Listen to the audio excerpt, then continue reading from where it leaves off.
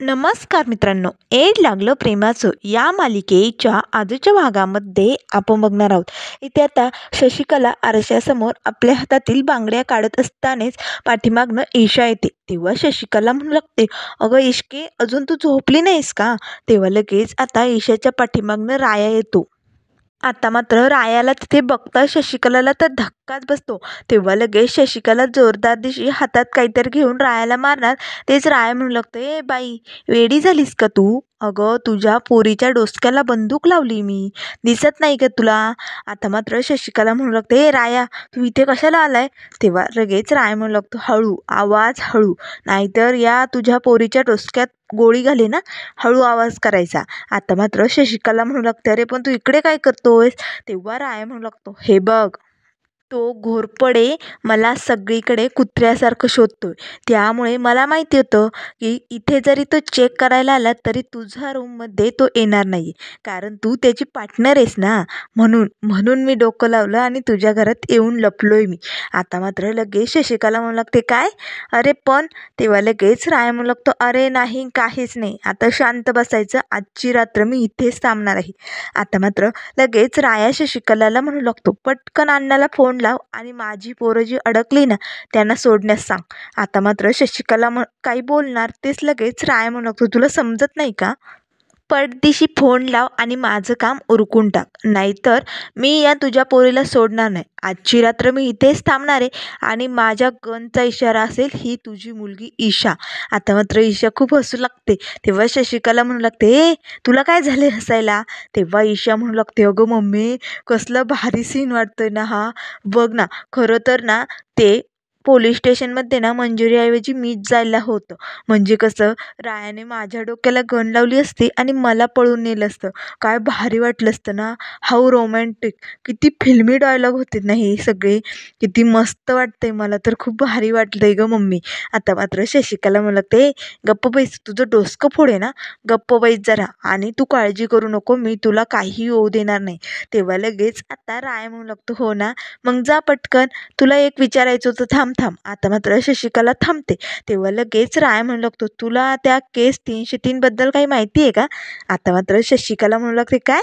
कसली केस 303? हे काय आहे? मला काही माहिती नाही, हे नवीन काय आणलंय आता? तेव्हा लगेच राय म्हणू लागतो, नाही माहिती ना, मग चल जा. आता मात्र लगेच शशिकला मनाशीच म्हणू लागते, केस 303 म्हणजे नक्कीच या जयने काहीतरी राडा केलेला आहे, नक्की काहीतरी रहस्य दडलेलं आहे, खूप मजा येणार आहे पुढे. आता मात्र लगेच इथे राय मनाशीच म्हणू लागतो, जर या बाईला केस 303 बद्दल काही माहिती असतं तर तिनं सांगितलं असतं, आणि जरी माहिती नसेल तरी ती घोरपडेपर्यंत एवढं नक्की पोचवेल की राया केस 303 बद्दल काहीतरी विचारत होता, म्हणजे घोरपडे तिकडे कामाला लागेल. बरोबर, एकदम भारी होईल माझ्यासाठी. आता मात्र शशिकला लगेच तिथनं निघालेली असते. तेव्हा राया म्हणू लागते, कुठे निघालीस तू? बाहेर जाऊन कुणाला बी काय बी सांगायचं नाही. तेव्हा शशिकला म्हणू लागते, नाही सांगणार रे बाबा, पण इथे काय मी आणि ईशाच नाही राहत, मंजिरी, तुझी ती मैत्रीण, तिचे आई बाबा, नानाजीजी तेही राहतात. उद्या तू त्यांच्यासमोर गेल्यानंतर ते काय म्हणतील? तेव्हा लगेच राय म्हणू लागते, शशिकला, तू टेन्शन घेऊ नको, आता उद्या तू मला बघशील ना, तू सुद्धा ओळखणार नाही, आणि तुझी ते नानाजीजी तर अजिबात नाही, त्यामुळे तू टेन्शन घेऊ नको. जा पटकन अण्णांना फोन कर आणि पोरांना सोडवायचं सांग. आता मात्र शशिकला लगेच बाजूला जाते आणि घोरपडेला फोन करते. आता मात्र इथे जय फोन उचलतो. तेव्हा शशिकला म्हणू लागते, काय रे जय, तो भेटला की नाही तो राया? तेव्हा जय म्हणू लागतो, नाही ना बाई, अजून किती वेळचाच शोधतोय त्याला, कुठे लपलाय काही सापडतच नाही. तेव्हा लगेच शशिकला म्हणू लागते, अरे जय, या केस 303 बद्दल काही माहिती आहे का रे तुला? आता मात्र जयला धक्काच बसतो. केस 303 बद्दल शशिकलाला काय समजलंय आणि कुठे? आता मात्र जय घाबरतो आणि शशिकलाला विचारू लागतो, तुला कोण बोललं याबद्दल? तुला काय माहिती झालंय?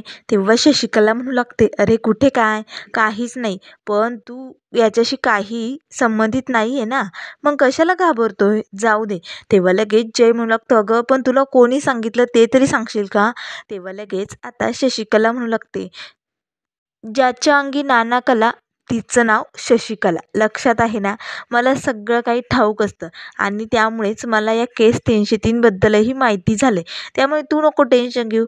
योग्य वेळ आल्यानंतर मी सगळं काही नंतर सांगेन तुला. चल ठेव फोन, असे म्हणून शशिकला फोन बंद करते. आता मात्र जय खूप घाबरतो आणि म्हणू लागतो, कोणी सांगितलं असेल या शशिकलाला?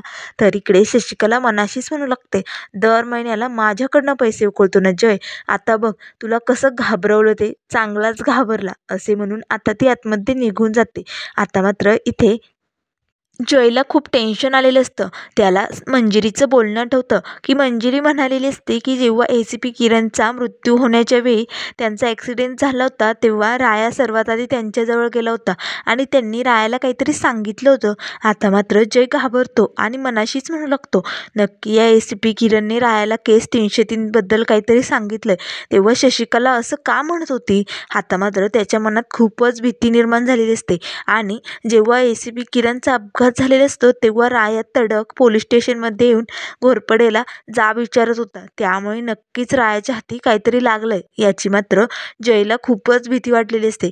मला काहीतरी करावं लागेल, असे तो मनाशीच म्हणत असतो. तर इथे दुसऱ्या दिवशी सकाळी सकाळी मंजिरीचं पॉकेट आलेलं असतं. आता मात्र जीजी मंजिरीला आवाज देऊ लागते आणि म्हणू लागते, अगं मंजू, हे बघ कसलं पॉकेट आलंय तुझं, काय आहे यात? तेव्हा लगेच मंजिरी येते आणि म्हणू लागते, हो नाना जीजी, मला तर तुम्हाला सांगायचं विसरूनच गेलं.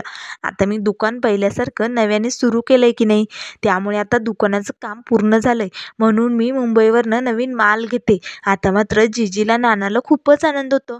तेव्हा लगेच आतमधून खोकल्याचा आवाज येऊ लागतो. त्याच वेळेस आता लगेच मंजिरी म्हणू लागते, कोण खोकतंय? तेव्हा जीजी म्हणू लागते, अगं शशिकलाकडं कोणतरी आलंय वाटतं, थांब मी तिला विचारते. आता लगेच जीजी शशिकलाला आवाज देऊ लागते. तेव्हा लगेच शशिकला म्हणू लागते, हो जाऊबाई बोला ना. तेव्हा जीजी म्हणू लागते, अगं कोणी पाहुणं आलंय का तुझ्याकडे? तेव्हा शशिकला म्हणू लागते, हो ना जाऊबाई, माझे काका आलेत. ते ना कार्तिकी एकादशीसाठी विठ्ठलाचं दर्शन घेण्यासाठी आलेत ना, मग म्हटलं माझ्याकडेच थांबा, म्हणून मग ते इकडेच थांबलेत. तेव्हा लगेच आता जीजी म्हणू लागते, अगं पण खूपच खोकतायत वाटतं. तेव्हा शशिकला म्हणू लागते, हो ना, तुम्हाला भेटायचं आहे का? या मग, या इकडे भेटूया, चला मी तुमची ओळख करून देते, असे म्हणून शशिकला आता इकडे रायाकडे आतमध्ये नाना जीजी आणि मंजिरीला घेऊन येते. आता मात्र लगेच जीजी म्हणू लागते, काका नमस्कार बरं का. आता मात्र राया ते खोकण्याची जोरजोरात ॲक्टिंग करत असतो. तेव्हा लगेच आता राया जणू काही त्याला ऐकूच येत नाही असे सर्वांना दाखवू लागतो. तेव्हा जीजी आता विचारू लागते, ओ काका, तुम्हाला जरा जास्तच खोकला येतोय का? काही औषध वगैरे घेता की नाही? तेव्हा मंजिरी म्हणू लागते, अगं जीजी, त्यांना काही ऐकू येत नाही वाटतं, जरा मोठ्याने बोल ना, खरंच खूप त्रास होत असेल की त्यांना एवढं खोकल्याने. आता मात्र लगेच राया शशिकलाला म्हणू लागतो, काय म्हणतायत त्या? तेव्हा शशिकला म्हणू लागते, अहो काका, त्या म्हणतायत की खोकल्यावर काही औषध घेता की नाही? तेव्हा लगेच राया म्हणू लागतो, छे, खोकल्यावरती कुठे औषध घेतात का? थोडासा भंडारा घ्यायचा, तो पाण्यात टाकायचा आणि पिऊन टाकायचं, गेला खोकला, पळून जातो लगेच. तेव्हा जीजी म्हणू लागते, पण काका, कुठलं गाव तुमचं? आता मात्र लगेच शशिकला रायाला म्हणू लागते, सांग सांग, तुझं गाव कुठलं ते सांग की पटकन, काका सांगा ना. आता मात्र लगेच राया म्हणू लागतो, माझं गाव साताऱ्याला, फलटणला, पण मी इकडे देवदर्शनासाठी आलो होतो. आधी खंडोबाचं दर्शन घेतलं, मग म्हटलं चला विठ्ठलाचंही दर्शन घ्यावं. तेव्हा लगेच आता जीजी म्हणू लागते, बरं झालं आलात तुम्ही, माझ्या पोरीचा साखरपुडा आहे 2 दिवसांनी, मग थांबा बरं का. तेव्हा लगेच राया म्हणू लागतो, काय काय आहे तुमच्या पोरीचा? तेव्हा लगेच जीजी म्हणू लागते, अहो साखरपुडा आहे. तेव्हा लगेच आता जीजी काकांच्या पाया पडू लागते. तेव्हा लगेच काका म्हणू लागतात, नाही नाही नाही, अहो तुम्ही कशाला पाया पडतायत? तेव्हा मंजिरी आता इथे रायाच्या पाया पडते. आता मात्र शशिकला लगेच रायाला म्हणू लागते, काका द्या द्या, हिला दर्शन द्या, हिचा साखरपुडा आहे ना, भरपूर दर्शन द्या हिला, म्हणजे आशीर्वाद द्या मोठमोठाले. आता मात्र लगेच मंजिरी रायाच्या पाया पडते आणि रायाजवळ उभी राहून त्याच्याकडे एकटक बघू लागते. आता मात्र राया मनाशीच म्हणू लागतो, अगं ए मिस फायर, आता मला ओळखतं की काय, माझा पडदा फाश करते की काय? तेव्हा लगेच राया आता शशिकलाला खुणवतो आणि मंजिरीला बाजूला घे असे म्हणू लागतो.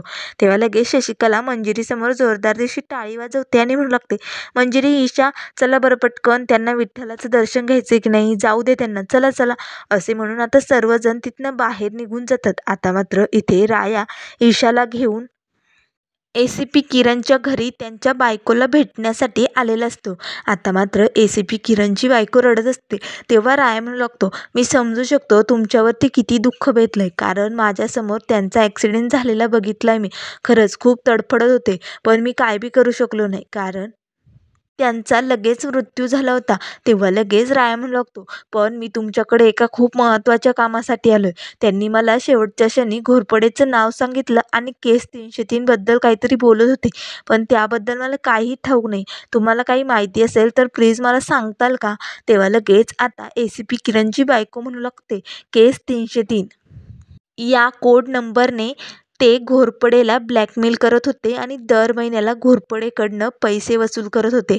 आता मात्र लगेच राया म्हणू लागतो, काय हा कोड नंबर आहे का? तेव्हा लगेच आता ACPची बायको म्हणू लागते, हो, हा खूप महत्त्वाचा कोड नंबर आहे आणि ही जी केस घडली ना, ही नाला सुपाऱ्याला घडलेली आहे. तिथे खूप भयंकर केस झाली होती.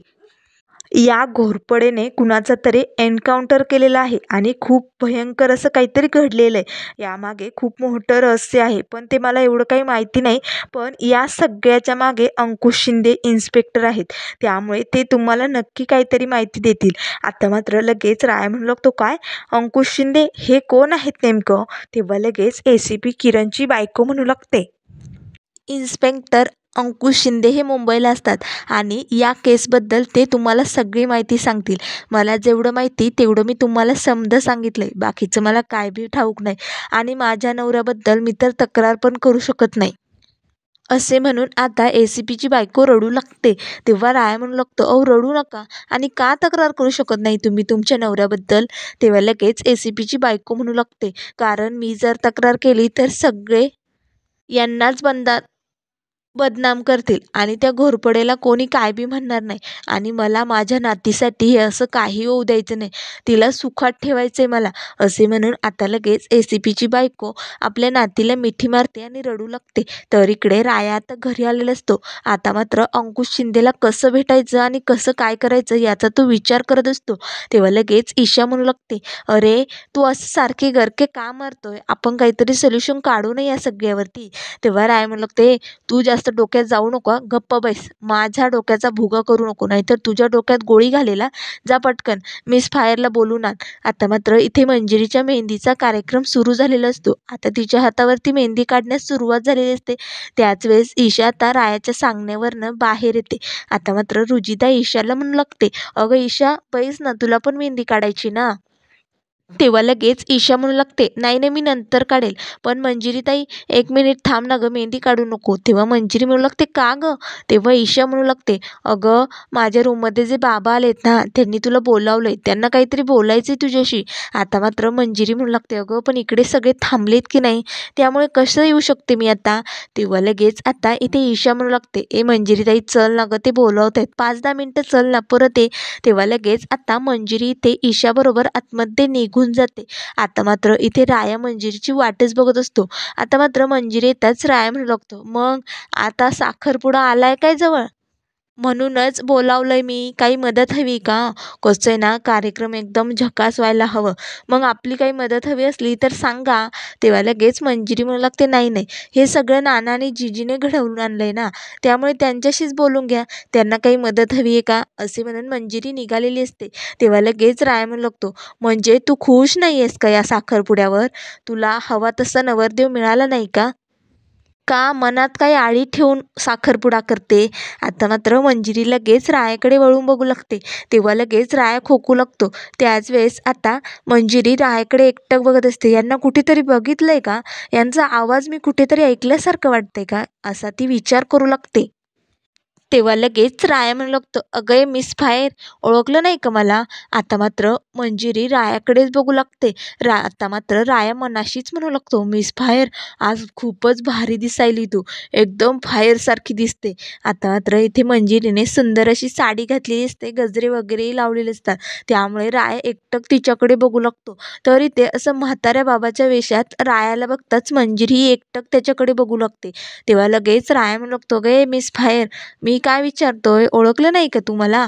तेव्हा लगेच मंजिरी म्हणू लागते, राया तू इकडे? "अरे बापरे! तू इथे काय करतोय राया? आणि तू माझ्यासाठी आलाय का इथे?" तेव्हा लगेच राया म्हणू लागतो, "हो मिस फायर, मी तुला एकटं पडू देणार नाही. कारण मला माहिती तू हे लग्न फक्त तुझ्या नाना आणि जिजीसाठी करते आणि ते पण मनात एवढं मोठं दुःख ठेवून. त्यामुळे मी तुला असं दुःखात नाही बघू शकत. तू कुठे बी असशील ना, तिथे साथ द्यायला मी तुला येणार म्हणजे येणार." आता मात्र मी मंजिरीला खूपच बरं वाटतं. तेव्हा लगेच मंजिरी विचारू लागते, "अरे राया, पण त्या केस 303 बद्दल काही कळलं का तुला?" तेव्हा लगेच राया आता ईशाला पाणी आणण्यास बाहेर पाठवतो. तेव्हा लगेच राया म्हणू लागतो, "हो गं मिस फायर, त्याबद्दलच बोलायचं होतं म्हणून मी तुला इकडे बोलावलंय." तेव्हा लगेच मंजिरी म्हणू लागते, "काही कळलं का मग?" तेव्हा राया म्हणू लागतो, "एक नंबर मिळालाय इन्स्पेक्टर अंकुश शिंदे यांचा नंबर आहे तो. ते मुंबईला असतात. त्यांना एक केसबद्दल सगळं काही माहिती आहे. त्यामुळे प्लीज तू फोन करून बघते का?" मी फोन केला तर मला असं वाटतंय की हा घोरपडे मला उल्लू बनवतो की काय, या सगळ्या जाळ्यात अडकवण्यासाठी हे सगळं करतो की काय असं वाटतंय. म्हणून तू तुझ्या मोबाईलवरनं फोन करून बघ ना. आता लगेच मंजिरी रायाकडनं नंबर घेते आणि तिच्या मोबाईलवरनं अंकुश शिंदे साहेबांना फोन लावते. आता मात्र इथे पोलीस स्टेशनमध्ये फोन लागलेला असतो. तेव्हा लगेच अंकुश शिंदेबद्दल विचारताच लगेच तिथले पोलीस सांगू लागतात, ते रिटायर झालेले आहेत आणि ते आता घरीच असतात. तेव्हा मंजिरी म्हणू लागते, "माझं खूप महत्त्वाचं काम होतं त्यांच्याकडे, मला त्यांचा नंबर मिळेल का?" तेव्हा लगेच आता तिथे पोलीस स्टेशनमधनं मंजिरीला अंकुश शिंदे साहेबांचा नंबर मिळालेला असतो. आता मात्र लगेच फोन बंद होताच मंजिरी म्हणू लागते, "त्यांची भेट काही आपलं बोलणं झालं नाही, पण मात्र त्यांचा नंबर मिळाला आहे. आपण या नंबरवरती फोन करू शकतो." आता राया लगेच अंकुश शिंदे साहेबांच्या नंबरवरती फोन करतो. त्याच वेळेस आता तो मोबाईल त्यांच्या बायकोकडे असतो आणि ते खूप महत्त्वाच्या कामात बिझी असतात. तेव्हा राया म्हणू लागतो, "मला अंकुश साहेबांबरोबर महत्त्वाचं बोलायचं होतं, त्यांच्याकडे द्याल का फोन?" तेव्हा लगेच त्यांची बायको म्हणू लागते, "नाही नाही, ते खूप महत्त्वाच्या कामात आहे, तुम्ही नंतर कॉल करा." असे म्हणून फोन कट करते. तेव्हा राया म्हणू लागतो, "काय बाई ही, लगेच फोन कट करून टाकला, माझं काही बोलणं पण होऊ दिलं नाही." आता मात्र मंजिरी म्हणू लागते, "आता काय करायचं राया? साखरपुडा फक्त 2 दिवसावरती आलाय आणि आपल्या हातात काहीच नाही आहे. आपण जे करतोय ते अगदी बरोबर आहे का?" तेव्हा लगेच राया म्हणू लागतो, "हो मिस फायर, आपण जे करतोय ते अगदी बरोबर आहे आणि तू टेन्शन घेऊ नको. 2 दिवसाच्या आत मी असा पुरावा आणणार आहे ज्यामुळे या घोरपडेचा खरा चेहरा सगळ्यांसमोर येणार आहे." तेवढ्यात आता लगेच मंजिरी म्हणू लागते, "अरे पण कसं?" तेव्हा लगेच राया म्हणू लागतो, "यासाठी मला मुंबईला निघावं लागेल मिस फायर. त्या अंकुश शिंदे साहेबांची गाठ घेऊनच मला सगळं काही जाणून घ्यावं लागेल."